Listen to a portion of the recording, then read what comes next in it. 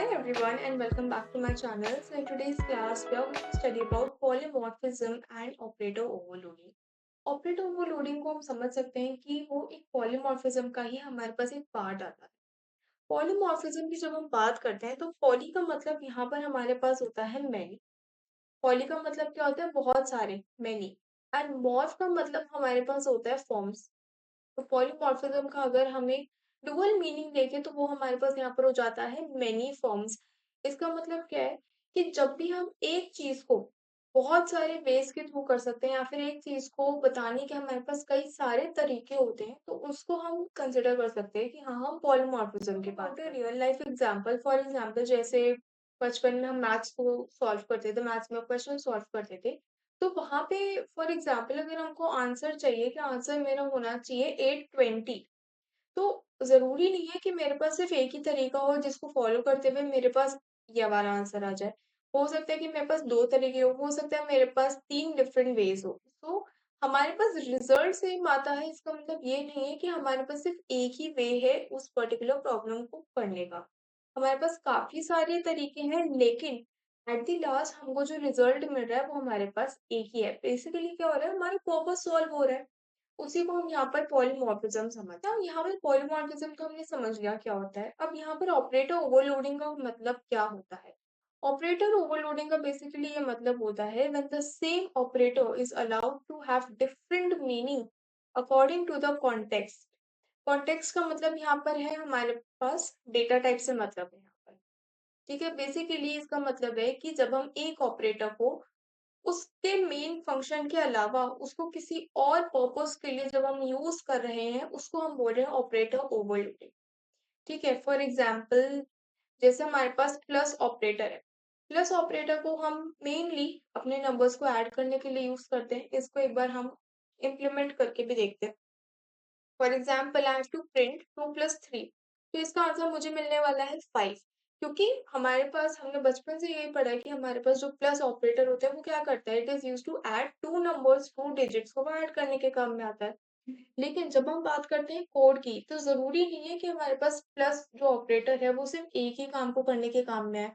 Let's say कि यहाँ पर I am writing 3 strings mainly. हमने ऑलरेडी कॉन्कैटिनेशन वाला टॉपिक डिस्कस कर लिया है क्लासेस के अंदर। यस, तो यहाँ पर हमने क्या करा, हमने यहाँ पर 3 डिफरेंट स्ट्रिंग्स लिखी है और उसके बीच में हमने एक प्लस ऑपरेटर लगा दिया। अब यहाँ पर क्या हुआ, ये सारी की सारी स्ट्रिंग्स जो है वो कॉन्कैटिनेट हो जाएंगी। कॉन्कैटिनेट मतलब आपस में कंबाइन होकर हमको एज एन आउटपुट मिल जाएगा। नाउ लेट्स से कि मैं यहाँ पर एक और एग्जांपल ले लेती हूँ ऑफ टपल्स। टपल्स को हम कुछ इस तरीके से लिख सकते हैं यहाँ पर। एंड इसी के साथ साथ हम एक और टपल बनाएंगे जिसमें हम 4 एंड 5 को यहाँ पर मेंशन करेंगे। ठीक है, नाउ यहाँ पर बेसिकली होगा क्या, जब हम फर्स्ट वाले प्रिंट स्टेटमेंट को एग्जीक्यूट करेंगे तो इसका हमको एडिशन मिलेगा, दैट वुड बी 5। यहाँ पर हमको 5 मिलेगा। जब हम सेकंड स्टेटमेंट को प्रिंट करवाएंगे तो ये जो तीनों के तीनों स्ट्रिंग्स है ये आपस में कॉन्कैटिनेट होकर हमको रिजल्ट मिल जाएगा real CS lectures. Third statement को जब हम यहाँ पर प्रिंट करवाएंगे तो हमारे पास ये दोनों ही टपल्स कंबाइन होकर एक सिंगल टपल हमारे पास यहाँ पर फॉर्म कर रहे होंगे। इसको एक बार एग्जीक्यूट करवाते हैं। हमारे पास वही हुआ, 2 + 3 हमको 5 दे रहा है। एंड यहाँ पर हमारे पास स्ट्रिंग कॉन्कैटिनेट हो गई है। एंड यहाँ पर हमारे पास क्या हुआ, टपल जो हमारे पास दो टपल्स हमने लिख रखे थे वो मर्ज हो गए बेसिकली यहाँ पर, और उन्होंने क्या करा, एक हमारे पास टपल यहाँ पर रिटर्न करवा कर दे दिया। इसका मतलब हम समझ सकते हैं कि इन तीनों ही स्टेटमेंट्स के लिए हमारा जो प्लस ऑपरेटर है उसकी डेफिनेशन डिफरेंट तरीके से यहाँ पर डिफाइन कर रखी है। जैसे अगर मैं यहाँ पर प्रिंट कर रहा हूँ टाइप ऑफ, अगर मैं यहाँ पर टू का टाइप यहाँ पर सिंपली इफ आई प्रिंट, तो मेरे पास यहाँ पर रिटर्न होगा इंटीजर क्लास। इसका मतलब क्या है कि मेरे पास ये जो भी होते हैं 1 2 -1 -2, ये जितने भी मेरे पास नंबर्स हैं ये कौन सी क्लास को बिलोंग कर रहे हैं, ये इंटीजर क्लास को बिलोंग कर रहे हैं। तो अगर हमारे पास क्लास एग्जिस्ट करती है तो ऑब्जेक्ट भी एग्जिस्ट करता है। अगर ऑब्जेक्ट नहीं एग्जिस्ट करता है तो उस क्लास को हम यूज ही नहीं कर सकते। इसने हमको यहाँ पर रिटर्न करके दिया है कि आपने जो यहाँ पर जिसका टाइप आप पूछ रहे हो ये क्लास टाइप का है। तो इसका मतलब क्या हुआ, हमारे पास ये जो 2 और 3 है ये बेसिकली हमारे पास इस इंटीजर क्लास के ऑब्जेक्ट्स की तरह यहाँ पर काम कर रहे हैं। ठीक है। अगर इसको यहाँ पर हम कमेंट आउट कर दें एंड वापस से हम टाइप प्रिंट करवाते हैं, लेट्स से ऑफ सीएस। यहाँ पर हम टाइप प्रिंट करवाना चाहते हैं कि सीएस का यहाँ पर क्या टाइप है। तो यहाँ पर हमारे पास प्रिंट हो जाएगा that it is of class string. इसका मतलब क्या है कि यहाँ पर जो हमने डबल कोट्स के अंदर हमने जो भी स्टेटमेंट्स लिख रखे हैं वो हमारे पास स्ट्रिंग क्लास के अंडर बिलोंग करते हैं। एंड यहाँ पर हमने जो छोटी छोटी स्ट्रिंग्स यहाँ पर मेंशन कर रखी है, बेसिकली ये क्या है, हमारी स्ट्रिंग क्लास के ऑब्जेक्ट्स की तरह यहाँ पर काम कर रहे हैं। नाउ लेट्स से कि हम इसका भी एक बार टाइप प्रिंट करवा कर देख लेते हैं। ठीक है, सेव एंड एग्जीक्यूट। तो ये हमको देगा कि ये कौन सी क्लास है, ये टपल क्लास है, और ये जो हमारे पास स्टेटमेंट्स है ये बेसिकली हमारे पास ऑब्जेक्ट्स की तरह यहाँ पर काम कर रहे हैं। इसका मतलब हम यहाँ पर बोल सकते हैं कि हमारे पास यहाँ पर जो हमने प्लस ऑपरेटर को यूज करा है उसका यहाँ पर सिर्फ एक ही फंक्शन नहीं है जो कि हमारे पास मेनली होता है कि हम नंबर्स को ऐड करने के लिए यूज करते हैं, लेकिन हम यहाँ पर प्लस को यूज कर रहे हैं कॉन्कैटिनेट करने के लिए किसी भी स्ट्रिंग को। हम यहाँ पर स्ट्रिंग को यूज कर रहे हैं अपने टपल्स को यहाँ पर मर्ज करने के लिए। अब अगर यहाँ पर हम लिस्ट को भी कंसिडर करेंगे तो वह यहाँ पर हमको लिस्ट भी मर्ज कर कर हमको यहाँ पर प्रिंट होकर दे देगा। इसका मतलब क्या है कि हमारे पास ये जो डिफरेंट डिफरेंट क्लासेस है, हमारे पास ये जो डिफरेंट डिफरेंट डेटा टाइप्स है, इसके अंदर बेसिकली हमारे जो प्लस की डेफिनेशन है, प्लस ऑपरेटर की जो डेफिनेशन है वो डिफरेंटली यहाँ पर डिफाइन कर रखी है। किस तरीके से डिफाइन कर रखी है उसको हम कुछ इस तरीके से समझ सकते हैं कि अगर मेरे पास इंटीजर टाइप का कोई भी ऑब्जेक्ट आता है तो मुझे उनको सिंपली ऐड कर देना है। 2+3 अगर मैंने लिया तो मुझे आउटपुट में 5 मिलना चाहिए। ठीक है, और अगर मैंने यहाँ पर लेट से कोई स्ट्रिंग ले ली तो स्ट्रिंग में मुझे कोई भी एडिशन नहीं करना है, मुझे क्या करना है, मुझे कॉन्कैटिनेशन करना है। एक स्ट्रिंग के बाद दूसरी स्ट्रिंग को यहाँ पर ऐड कर देना है। टपल्स में मुझे क्या करना है, मुझे दो टपल्स को यहाँ पर मर्ज करके देना है। अब अगर यहाँ पर हम टपल्स को और थोड़ा ध्यान से देखें तो यहाँ पर प्लस का मतलब एक ये भी हो सकता है कि 1+4 हो रहा है, या फिर 2+5 हो रहा है, या फिर 3+5 हो रहा है। कुछ इस तरीके से भी तो हो सकता था, लेकिन ऐसा नहीं हुआ।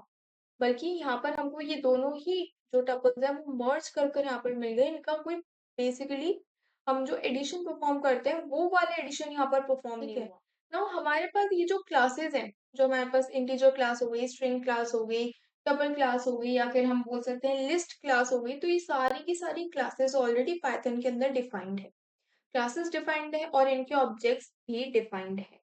तो इसका मतलब हमारे जो पाइथन है उसके अंदर ऑलरेडी ये लिखा हुआ है कि हमारा जो प्लस ऑपरेटर है वो different different data types, different different classes के साथ किस तरीके से तो बिहेव करना चाहिए, और अगर हम प्लस ऑपरेटर को यूज करते हैं तो हमारे पास आउटपुट में क्या आना चाहिए।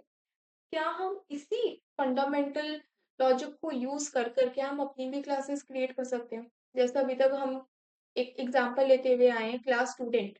तो क्लास स्टूडेंट क्या है, स्टूडेंट नाम की हमने क्लास डिफाइन करी है, उसके अंदर जो भी हम मेथड्स बनाते हैं वो हम अपने मन से बनाते हैं। हम अपनी रिक्वायरमेंट के थ्रू वो मेथड्स को बनाते हैं। जो भी हमको काम परफॉर्म करवाना है हम वो पूरा का पूरा लॉजिक वहां पर डिफाइन करते हैं कि मैं क्या चाहती हूँ कि कौन सा काम हमारे पास परफॉर्म होना प्रोसेस चाहिए। हम भी फॉलो कर सकते हैं और हम भी अपनी जो भी क्लासेस हम डिफाइन करेंगे, डिक्लेयर करेंगे, उनके लिए हम ऑपरेटर ओवरलोडिंग को यहाँ पर अभी तक हमने जो ओवरलोडिंग की बात करी उसको हम बोल सकते हैं इम्प्लिसिट ओवरलोडिंग। मतलब पाइथन ऑलरेडी हमको ये करके देता है, हमको यहाँ पर अलग से कोई लॉजिक डिफाइन नहीं करना पड़ता कि अगर मैं कोई टपल्स को ऐड करना चाहती हूँ तो वो ऐड नहीं, वो बेसिकली मर्ज होने चाहिए। यहाँ पर हमने कोई भी ऐसा लॉजिक नहीं लिखा है, यहाँ पर हमने बस एक सिंगल स्टेटमेंट लिखा है जिसका हमको क्या मिला, एक सिंगल आउटपुट मिला, दोनों के दोनों टपल्स हमारे पास मर्ज होकर हमको आ गए। ठीक है। नाउ क्लास बनाने के लिए हमको एक छोटा सा एग्जाम्पल यहाँ पर कंसिडर करना पड़ेगा।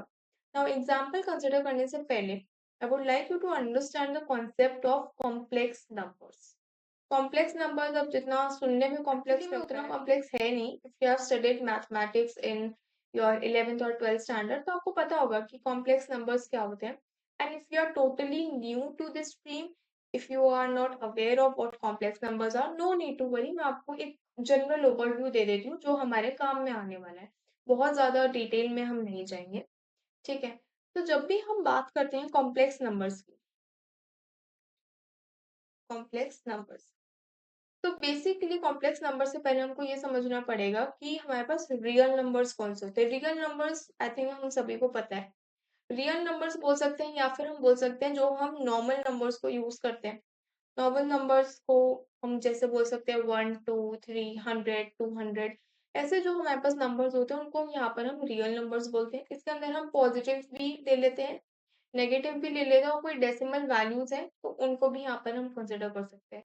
पॉजिटिव वैल्यूज के अंदर अगर मुझे यहाँ पर कंसिडर करना हुआ सो आई वुड से 1, 2, 3 हो गया, नेगेटिव में लेट्स से -10 हो गया, डेसिमल में हमारे पास बहुत कॉमन एग्जांपल है the value of pi which is 3.14। तो ये एग्जांपल्स हमारे पास दिमाग में आते हैं। तो ये तो हो गए हमारे पास real numbers. Real numbers basically वो नंबर्स होते हैं जो कि एक्चुअली में एग्जिस्ट करते हैं। दीज आर काउंटेबल एंटिटीज, इनको हम काउंट कर सकते हैं। अब बात करते हैं complex numbers. Basically complex numbers के टू पार्ट्स होते हैं। सबसे पहला पार्ट हमारे पास होता है रियल, जो हमारे पास सेकेंडरी पार्ट होता है which is known as imaginary. अब रियल पार्ट के अंदर तो हमारे पास बेसिकली ये जो रियल नंबर्स की हमने बात करी है वो आते हैं। इमेजिनरी पार्ट में हम ये समझ सकते हैं कि वो नंबर्स हम यहाँ पर कंसिडर करते हैं जो कि इमेजिनरी होते हैं, मतलब उनको हम एक्चुअली में काउंट नहीं कर सकते, लेकिन हम उनको इमेजिन करते हैं कि हाँ ऐसा कोई एक नंबर एग्जिस्ट करता होगा। अब बहुत ज्यादा डिटेल में नहीं जाएंगे, मैं आपको इसका एक बेसिक रिप्रेजेंटेशन बता देती हूँ कि हम किस तरीके से रिप्रेजेंट करते हैं। लेट्स से कि हमने लिखा 2i एंड 5। यहाँ पर हमने ये जो 2i एंड 5j लिखा है तो बेसिकली यहाँ पर क्या है, हमारे पास हमने ये जो 2i लिखा है it is the real part. ये कौन सा पार्ट है, ये हमारा रियल पार्ट कहलाता है। जो j के साथ हमारे पास यहाँ पर कोएफिशिएंट होता है उसको हम बोल सकते हैं अपना इमेजिनरी पार्ट। ठीक है, तो ये हमारे पास बेसिकली एक रियल नंबर का कॉन्फ़िगरेशन रहता है। अब ये तो लेट्स से कि मैंने ले लिया नंबर 1। ठीक है, नंबर 1 हमने यहाँ पर इसको कंसिडर करा है एंड इनको लिखने के लिए हमेशा हम यहाँ पर एक प्लस ऑपरेटर यूज कर सकते हैं। प्लस ऑपरेटर यूज कर सकते हैं, माइनस यूज करते हैं, वैसे अगर operation you want to perform वो हम यहाँ पर ऑपरेटर यूज करते हैं। आज की क्लास में हम प्लस ऑपरेटर को लेकर यहाँ पर एग्जाम्पल लेंगे। नाउ लेट्स से कि ये क्या है, ये मेरा फर्स्ट नंबर है। सेकेंड नंबर भी हम यहाँ पर कंसिडर कर लेते हैं, let's say 3i plus 4j। ठीक है, तो ये कुछ दो नंबर्स हैं, दो कॉम्प्लेक्स नंबर्स हैं जो कि हमने यहाँ पर कंसिडर कर रखे हैं। अब मुझे क्या करना है, मुझे एक ऐसा प्रोग्राम बनाना है जो कि इन कॉम्प्लेक्स नंबर्स का एडिशन परफॉर्म कर रहा है। लेकिन एडिशन हमारे पास यहाँ पर नॉर्मल एडिशन नहीं होगा। नॉर्मल एडिशन में तो हम क्या बोल सकते हैं कि 2 + 5 कर दो 7 मिल जाएगा, 3 + 4 कर दो यहाँ पर भी 7 मिल जाएगा। बट एक्चुअली में this is not the correct way of adding two complex numbers. Correct way हमारे पास क्या होता है इसमें, करेक्ट वे हमारे पास ये होता है कि हमारे पास जो दोनों नंबर्स का रियल पार्ट के साथ ऐड होगा एंड इमेजिनरी पार्ट के साथ ही ऐड होगा। एक रियल एक इमेजिनरी या फिर एक रियल नंबर, इस तरीके से यहाँ पर हमको एडिशन परफॉर्म नहीं करवाना है। ठीक है, तो अगर यहाँ पर हम एडिशन करवाएंगे तो 2 + 3 करेंगे सो इट वुड बी 5। आई हमारे पास एज इट इज आ जाएगा, प्लस हमारे पास ये बिल्कुल एज इट इज चलता हुआ आएगा।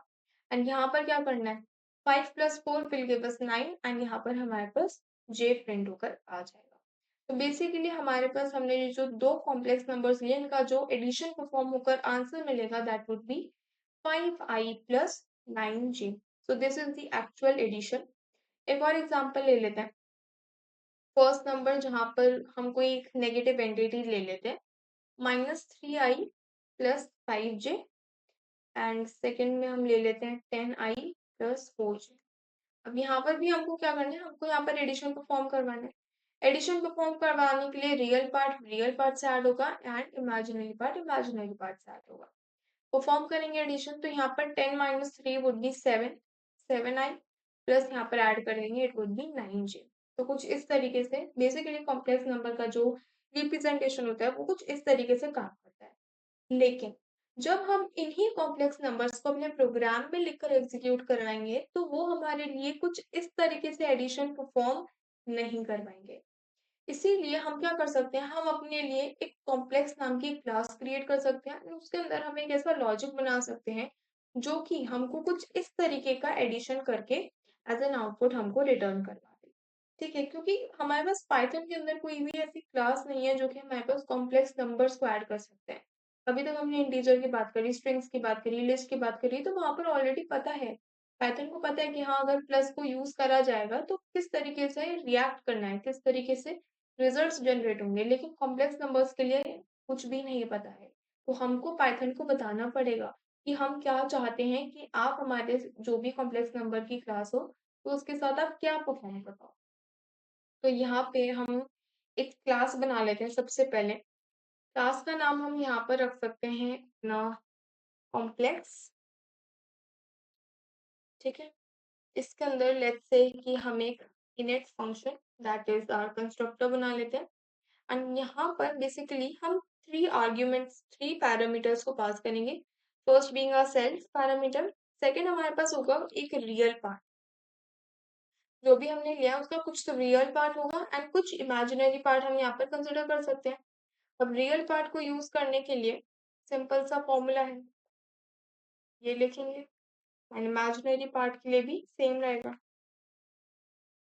ठीक है, इस तरीके से हम अपने real numbers and imaginary numbers को यहाँ पर एक्सेस कर लेंगे।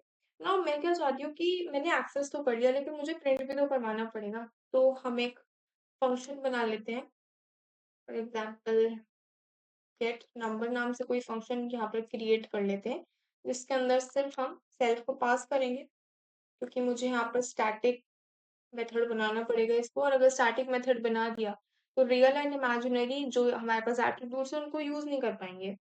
एंड यहाँ simply we can just print the values proper notation के साथ।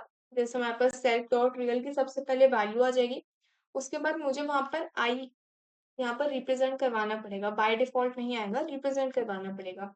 उसके बाद हम लिखेंगे सेल्फ डॉट इमेजिनरी एंड इसके साथ हमको जे यहाँ पर मेंशन करना पड़ेगा। तो कुछ इस तरीके से हम क्या कर सकते हैं, अपने real number and imaginary number को एक्सेस कर सकते हैं। उनका एज आर्ग्यूमेंट यहाँ पर पास कर देंगे। एक नंबर वन नाम का हम यहाँ पर ऑब्जेक्ट क्रिएट कर रहे हैं for our class complex, and इसके अंदर दो पैरामीटर्स पास होंगे 4 एंड 5 लेट्स से। ठीक है, and lastly we can just call our function as well. ठीक है, इतना काम कर लिया, सेव करवाएंगे एंड इसको एक बार रिफ्रेश कर लेते हैं। तो यहाँ पर प्रॉपर रिप्रेजेंटेशन के साथ हमारे पास प्रिंट हुआ है। यहाँ पर थोड़ा सा स्पेस देंगे तो और ज्यादा बेटर वे में आएगा। 4i plus 5j। ठीक है, नाउ लेट्स से कि मुझे क्या करना है, मुझे एक और सेकंड नंबर यहाँ पर क्रिएट करना है। तो एक दूसरा ऑब्जेक्ट यहाँ पर क्रिएट कर लेंगे एंड यहाँ पर वैल्यूज को हम चेंज कर लेते हैं। कुछ इस तरीके से वैल्यूज रख सकते हैं एंड वापस से अपने नंबर 2 के लिए फंक्शन को कॉल लगा लेंगे। तो यहाँ से हटाते हैं एंड वापस से एग्जीक्यूट करवाएंगे। तो अब की बार क्या हुआ, 4i plus 5j and second number हमारे पास हो गया 1i प्लस 2j। ठीक है, अब यहाँ पर हमारे पास दोनों कॉम्प्लेक्स नंबर्स तो आ गए, लेकिन इसके आगे का टास्क क्या है मेरा, मुझे बेसिकली एडिशन परफॉर्म करवाना है। अब एडिशन परफॉर्म करवाने के लिए हमें यहाँ पर कोई ऐसा कोई डायरेक्ट वे नहीं है जिससे हम इन दोनों नंबर्स का यहाँ पर एडिशन परफॉर्म करवा पाए। तो इसीलिए पाइथन क्या बोलता है कि आप पढ़ो इन फंक्शंस को। हमारे पास बेसिकली कुछ फंक्शंस होते हैं जिनको यूज कर कर हम अपने कॉम्प्लेक्स नंबर का एडिशन फॉर्म करवा सकते हैं। इनको हम बोलते हैं डनर फंक्शंस। डनर फंक्शंस को बेसिकली हम यहाँ पर यूज कर सकते हैं। अब यहाँ पर बहुत ध्यान से समझना कि यहाँ पर हमने एक्चुअली में कर क्या रखा है। हमने यहाँ पर एक रिप्रेजेंटेशन ले रखा है a प्लस बी। अब यहाँ पर हमारे पास जो a है, ये इंटीजर भी हो सकता है, ये स्ट्रिंग भी हो सकता है, ये कोई टपल भी हो सकता है, ये कुछ भी हो सकता है। ठीक है, एक्स वाई जेड कुछ भी हो सकता है। And same goes with B, B भी यहाँ पर कुछ भी हो सकता है। तो जब भी यहाँ पर हम कोई भी एडिशन परफॉर्म करवाते हैं, तो बेसिकली यहाँ पर होता क्या है, फॉर एन ऑब्जेक्ट ए, हमारे पास ये जो ऑब्जेक्ट है ए, इसके लिए एक फंक्शन कॉल होता है underscore underscore add underscore underscore नाम से। अच्छा, एक और बात, हमारे पास ये जो डंडर फंक्शंस होते हैं, इसका बेसिकली हमारे पास फुल फॉर्म होता है double underscore. Double underscore is the full form of basically dunder functions, क्योंकि हम यहाँ पर हर फंक्शन से पहले दो अंडरस्कोर यहाँ पर यूज कर रहे होते हैं। नाउ यहाँ पर होता क्या है, फॉर अ ऑब्जेक्ट ए, यहाँ पर हमारे पास जो ए है it is acting as an object and इसके लिए हम क्या कर रहे हैं, एक फंक्शन को कॉल कर रहे हैं जिसके अंदर हमारे पास एक और नंबर यहाँ पर पास होता है एंड ये पर्टिकुलर नंबर जाकर क्या करता है, इसके अंदर हमारा जो ऑब्जेक्ट हमने ऑलरेडी क्रिएट कर रखा है ए ऑब्जेक्ट, इसके अंदर ये वैल्यू यहाँ पर कर देता है ये ऐड। ठीक है। अब वो किस तरीके से ऐड होती है, being a integer, being a string, being a tuple और बीइंग अ लिस्ट, वो हमारे पास अलग से डिफाइंड होता है ऑलरेडी इस फंक्शन की डेफिनेशन के अंदर। ठीक है। अगर यहाँ पर मुझे डंडर फंक्शंस को यूज करना हो तो मैं किस तरीके से यहाँ पर यूज करूंगी। यहाँ पर बेसिकली सबसे पहले हम काम क्या कर सकते हैं ना, लेट्स से कि मुझे एक ऐसा फंक्शन बनाना है जो कि इन दो नंबर्स को ऐड करे। लेट्स से कि अभी मेरे पास कोई भी ऐसा डंडर फंक्शन नाम का कॉन्सेप्ट एग्जिस्ट नहीं करता है, मुझे सिंपल एडिशन परफॉर्म करवाना है।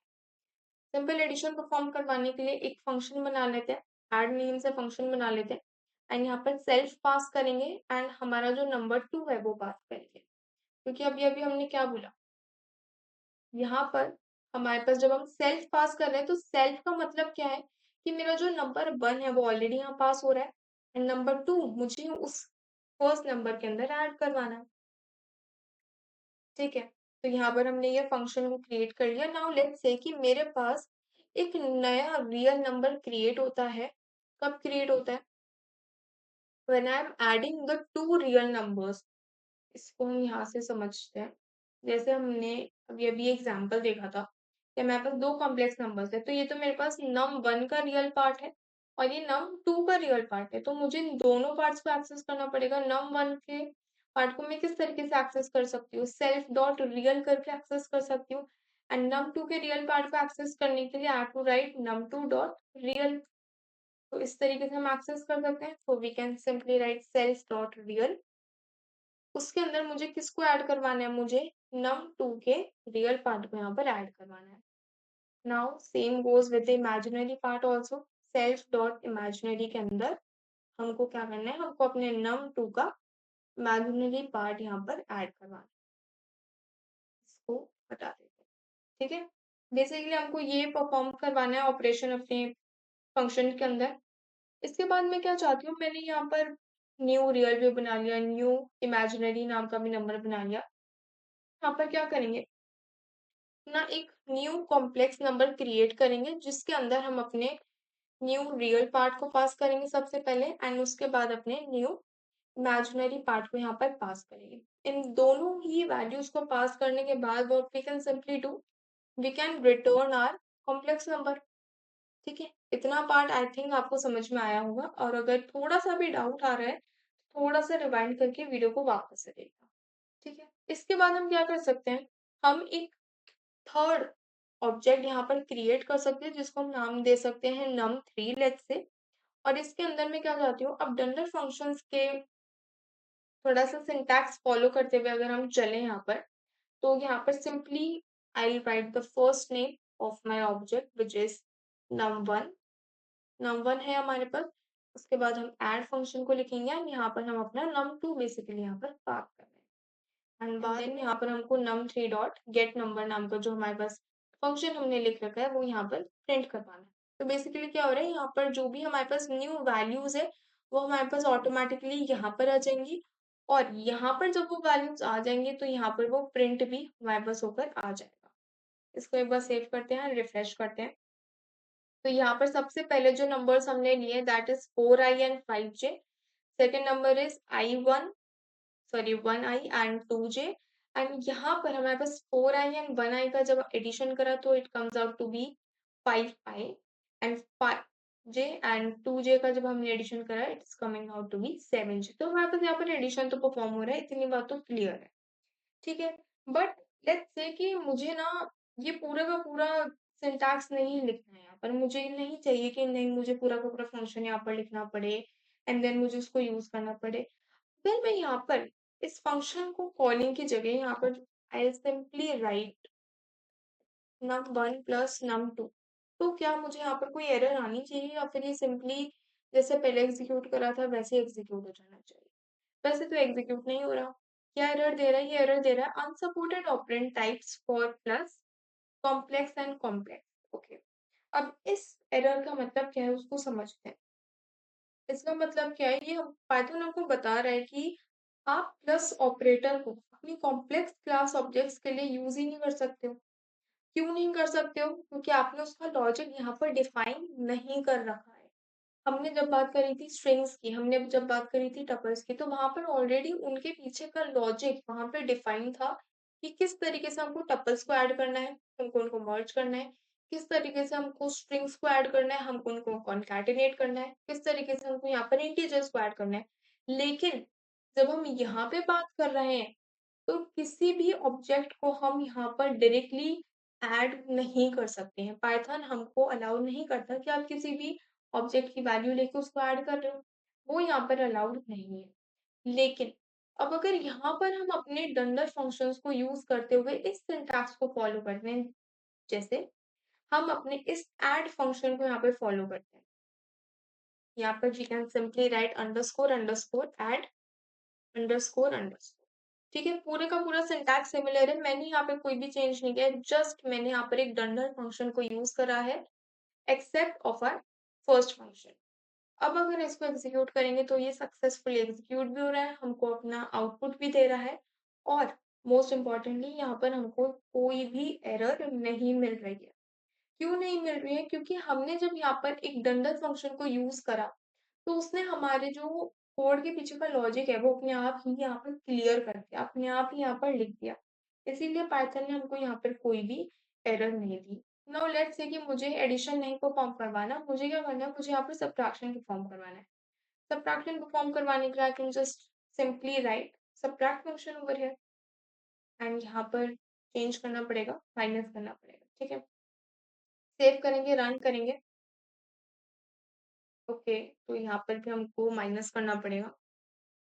यस, करेंगे सेव एंड वन। तो यहाँ पर 4 - 1 will give us 3 and 5 - 2 will also give us 3 over here। तो कुछ इस तरीके से हम यहाँ पर अपने डंडर फंक्शंस को यूज कर सकते हैं। You can also use multiplication, division, modulus also. This is a small homework from my side to you कि आपको क्या करना है, आपको इस लेक्चर के खत्म होने के बाद you have to retry all the tender functions again for this complex class, and देखना है कि किस तरीके से हमारे पास आउटपुट्स के अंदर वेरिएशंस आते हैं, किस तरीके से हम डंडर फंक्शंस को यहाँ पर यूज कर सकते हैं। ठीक है, so yeah, that's all for today. Subscribe the channel if you are new to the channel, and don't forget to hit the bell icon. I'll meet you in the next video, and all these notes and the code will be given to you on the Telegram channel, and you can join the Telegram from the link given in the description box. Also, if you are having any doubt in today's class, please feel free to ask me in the comment section and I'll take up your doubts. Thank you so much, and I'll meet you in the next video.